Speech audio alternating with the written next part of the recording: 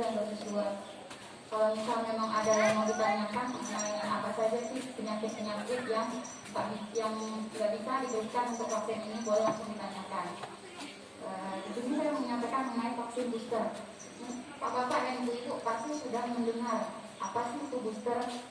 Ya, apa itu booster? Kenapa mesti di booster? Alasannya apa? Jadi vaksinasi booster itu adalah dosis vaksin tambahan yang diberikan dengan tujuan untuk efek perlindungan terhadap tubuh.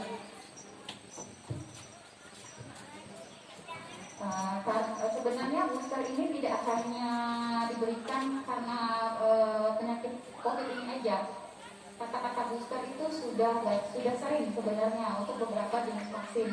Cuman karena pandemi sekarang, jadi disebut-sebut terus booster, apa itu booster? Kenapa diberikan? Kapan mesti diberikan? Untuk jarak yang diberikan vaksin booster ini adalah minimal 3 bulan sesudah dosis pertama dan dosis kedua. Minimal 3 bulan dan maksimal 6 bulan. Jadi bisa diberikan. Kenapa diberikan booster? Wajib atau tidak? Alasan pertama wajib diberikan booster karena yang pertama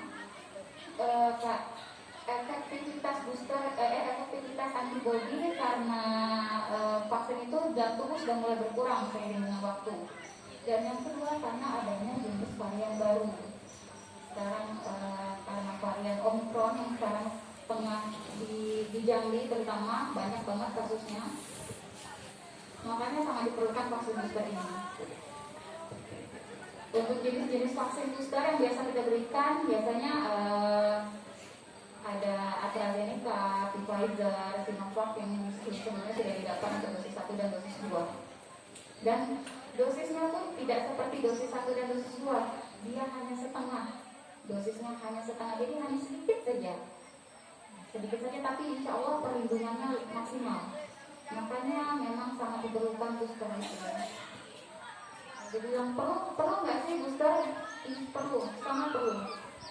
Karena untuk kesehatan kita, dan yang kedua mungkin yang dijelaskan tadi sama ibu lebih ke karena syarat-syarat untuk administrasi pemerintahan, alasan 2 itu.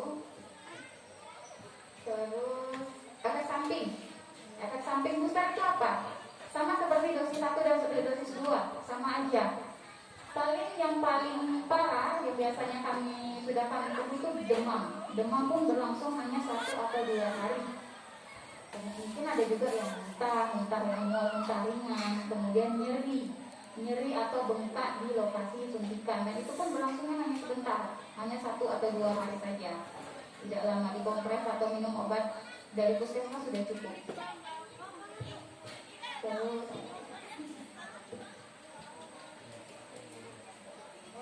ya, masalah penyakit ya, ini banyak banget nih pertanyaan. Ada aku begini. Sebenarnya kalau untuk penyakit, semua penyakit bisa diberikan vaksin, asal pada saat vaksin itu kondisinya sedang stabil.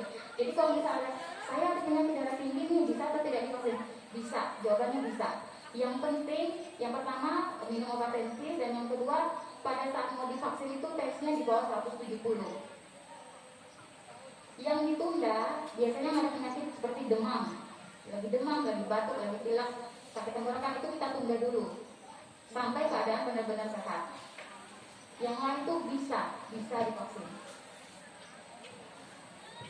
Mungkin nanti kalau misalnya ada yang mau lebih ini boleh ditanyakan nanti langsung.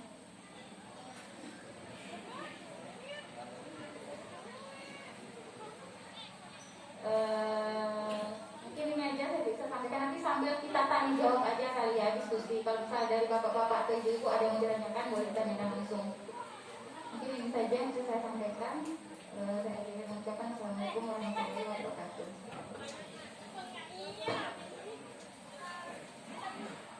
Juga penyampaian dari Ibu Dokter. Pertama penyampaian Pak Lurah bahwa terkait dengan pelayanan administrasi yang tertunda apabila tidak melaksanakan vaksin. Kemudian dari penjelasan Ibu Dokter tadi terkait dengan ditundanya dilaksanakan vaksin bagi seseorang apabila seseorang tadi demam, batuk, yang ada penyakit lain. Yang ingin saya tanyakan dan mohon penjelasan terkait dengan pelayanan pemerintahan, contoh misalnya kita akan surat keterangan sudah melakukan vaksin atau sertifikat vaksin. Sementara pada saat kita mau melaksanakan vaksin itu kita tidak dilaksanakan karena alasan tadi ditunda dengan dana sakit dan lain-lain. Nah, apakah bisa diberikan surat keterangan dari pihak puskesmas atau mungkin dari pihak pemerintahan bahwa yang bersangkutan tidak melaksanakan vaksin, tidak melakukan vaksin dikarenakan pada saat screening kondisinya tidak memungkinkan untuk melaksanakan vaksin. Mohon penjelasan dari Bapak Dokter ataupun dari pihak puskesmas PU Dokter. Demikian. Assalamualaikum warahmatullahi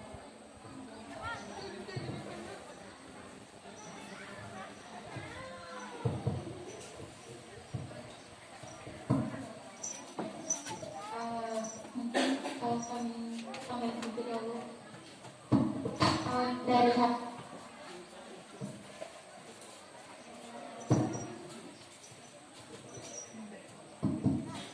kebetulan kadang ini kan ada kepengurusan, anggaplah misalnya bantuan kalau dari teman-teman ya yang memang nanti ada surat keterangan di sana bahwa yang menyatakan bahwa ibu atau bapak tersebut belum bisa divaksin. Sementara kan pada saat itu biasanya sementara bantuan itu harus keluar sudah. Sementara dia belum divaksin, insya Allah bisa Pak. Atau minta surat keterangan dari desa yang bersangkutan atau kelurahan bisa.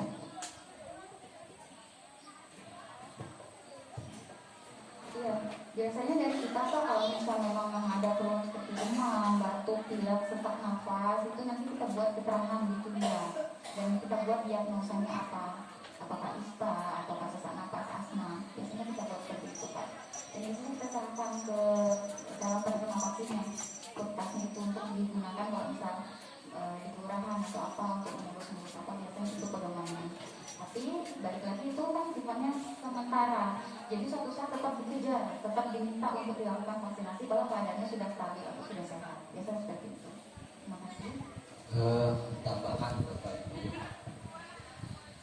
Misalnya si A, keluarga A ke puskesmas minggu lalu dan ditunda. Minggu ini dia akan mengurus surat izin keramaian misalnya. Maka terlebih dahulu kami akan mengarahkan ke puskesmas hari itu, karena tundanya minggu kemarin, bukan hari itu. Jadi penundaan hanya berlaku hari itu, tidak berlaku seterusnya. Jika minggu ini ditunda, bisa saja dia misalkan batuk pilek sembuh sudah minggu ini, dia harus vaksin terlebih dahulu. Jadi tidak berlaku penundaan yang minggu kemarin, minggunya lagi, dan sebulan yang lalu baru dipakai sekarang, tidak. Kami akan mengarahkan ke puskesmas terlebih dahulu. Nanti kalau memang puskesmas menerbitkan penundaan lagi, maka baru kami akan melayani. Yang kedua, pelayanan itu, saya mulai dari bantuan. Bantuan itu berlaku untuk satu keluarga, bukan hanya bantuan yang masuk ke orangnya saja.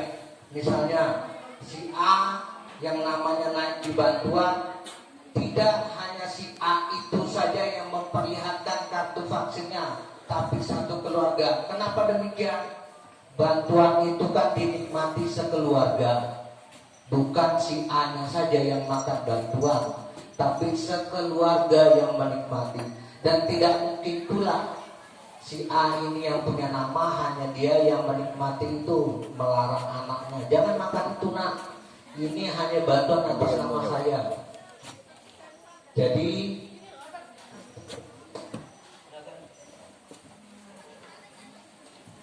Senang.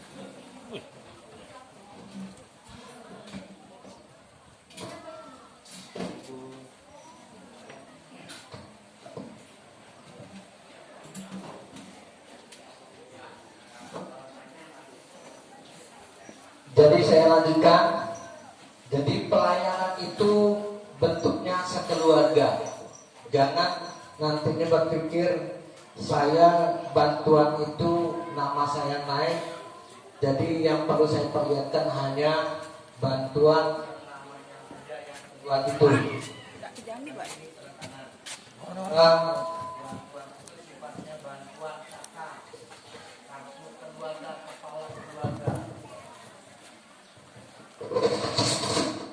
Jadi sekali lagi penekanannya model begitu. Yang kedua, pertegas lagi pelayanan itu diberikan ketika persyaratan terpenuhi. Jika ada penundaan, ada surat keterangan penundaan dari puskesmas untuk pelayanan administrasi pemerintahan. Demikian untuk tambahannya. Sebelum lanjut, mungkin ada arahan dari Pak Kapolsek.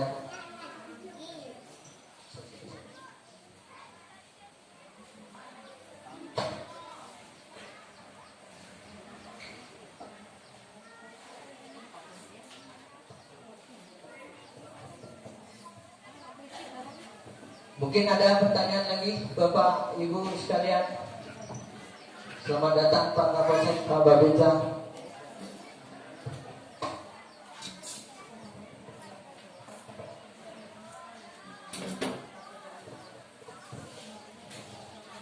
Assalamualaikum warahmatullahi wabarakatuh. Tanpa mengurangi rasa hormat saya kepada bapak-bapak, ibu-ibu yang ada hadir pada sosialisasi hari ini. Sebelumnya, kenalkan saya Mauleo. Maaf Bu, saya mau nanya, apakah diharuskan anak SMP ini harus vaksin ketiga? Nah, yang masalah vaksin booster. Apakah vaksin anak yang di bawah umur ini, apakah dosisnya sama dengan yang kayak dulu? Dulu kan ada vaksin 1, vaksin 2, dosisnya agak rendah. Apakah booster ini bisa vaksinnya agak rendah dosisnya? Karena karena kita lihat yang sudah, yang dewasa sampai demam 3 hari 4 hari. Kasihan anak Bu, kalau sudah sampai 3 hari 4 hari dia demam, bakalan tinggal pelajaran mereka Bu. Nah, itu saja sampai saya. Assalamualaikum warahmatullahi wabarakatuh.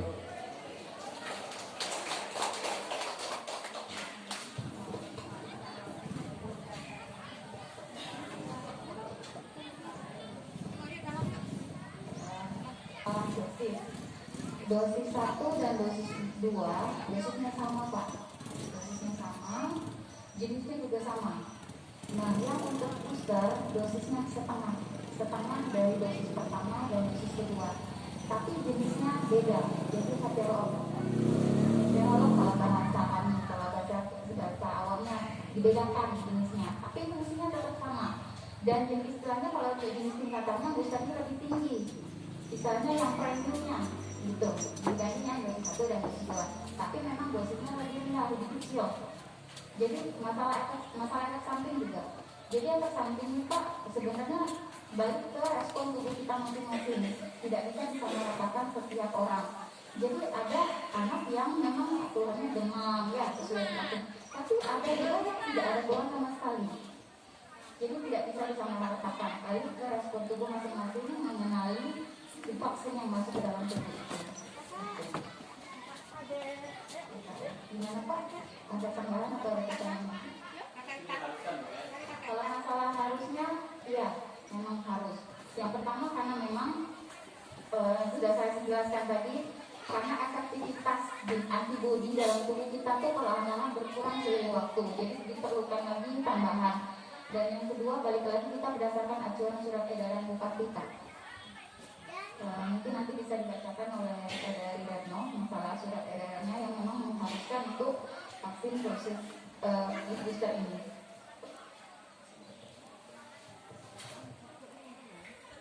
Assalamualaikum. Ini menanggapi dari Bapak Pak Leo. Itu sebelumnya udah ada edaran dari Bupati ya Pak ya, kalau yang mewajibkan dosis 1, 2, dan 3 itu bukan hanya untuk anak, untuk anak-anak, tapi untuk guru. Jadi baik guru maupun anak-anak yang tidak divaksin 1, 2, 3 tetap. Kalau untuk guru mungkin nggak boleh ngajar, Pak ya.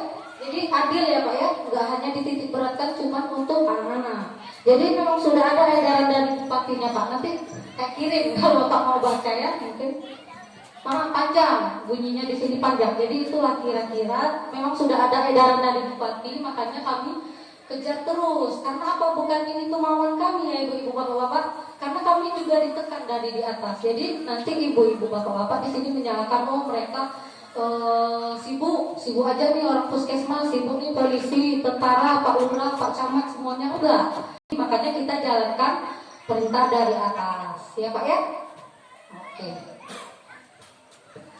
Sedikit menambahkan juga dari pertanyaan Bapak Dias, kami dari pihak sekolah ada juga edaran dari dinas yang mengatakan kalau tidak vaksin siswanya itu tidak boleh tatap muka di sekolah. Nah takutnya gini Bapak Ibu, kawan-kawan yang lain yang sudah vaksin melaksanakan tatap muka di sekolah, ada bagian dari anak kita yang tidak bisa melaksanakan tatap muka, mereka daring di rumah. Sementara dulu kemarin kita pernah mencoba kegiatan daring yang seluruh siswa daring semuanya di rumah. Kebanyakan itu tidak melaksanakan tugas. Takutnya salah satu siswa yang daring di rumah tidak melaksanakan tugas, efeknya ke nilai mereka. Nah, nilai mereka rendah, nilai mereka tidak ada, takutnya nanti orang tua menyalahkan pihak sekolah, menyalahkan kami pihak dewan guru. Kenapa nilai anak saya nggak ada? Kenapa? Itu karena salah satu faktor yang tadi. Nah, kita juga tidak menuntut memaksakan vaksin, cuman kalau bisa laksanakanlah. Sama seperti kami juga dewan guru. Dewan guru sekarang kami salah satu syarat untuk pencairan uang sertifikasi, ya, kita harus vaksin 3, melampirkan bukti bahwasanya kami sudah melaksanakan vaksin 3. Nah, dijadikan salah satu juga syarat untuk pencairan uang.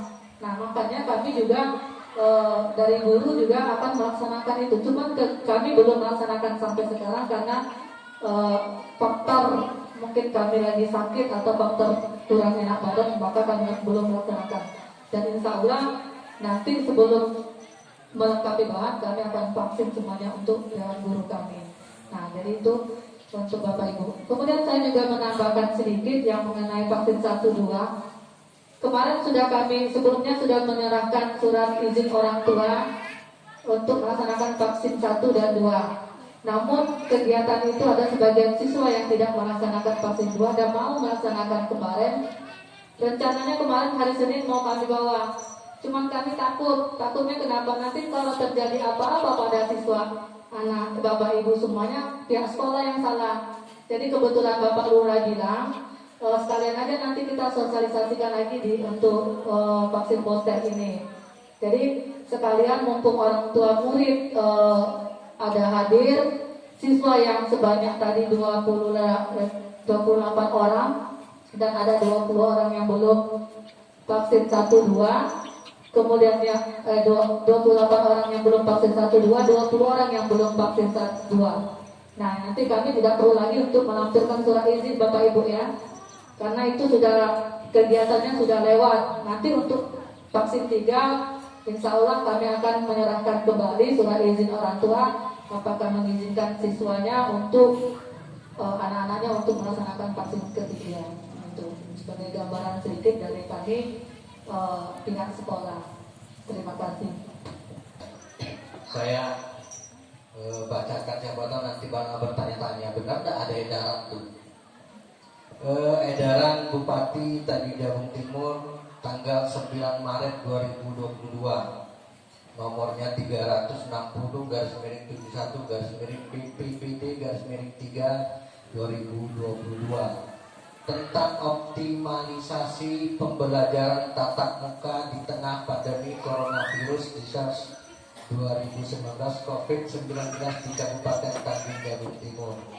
Mempedomani dan seterusnya sehubungan dengan hal tersebut dalam rangka optimalisasi pembelajaran tatap muka di tengah pandemi COVID-19 dan untuk meningkatkan target capaian vaksinasi COVID-19 di Kabupaten Tanjung Jabung Timur, diminta kepada saudara mengambil langkah-langkah sebagai berikut. Edaran ini ditujukan untuk kepala sekolah SD, SMP, SMA se-Kabupaten Tanjung Jabung Timur. Yang pertama, meningkatkan koordinasi dan sinergitas dengan seluruh pemangku kepentingan di tingkat wilayah masing-masing. Yang kedua, pendidik dan tenaga kependidikan, dalam hal ini guru dan tenaga pendidikan yang melaksanakan tugas pembelajaran atau bimbingan pada pembelajaran tatap muka wajib telah menerima vaksin COVID-19 dosis 1, 2, dan 3. Jadi guru wajib 1, 2, dan 3.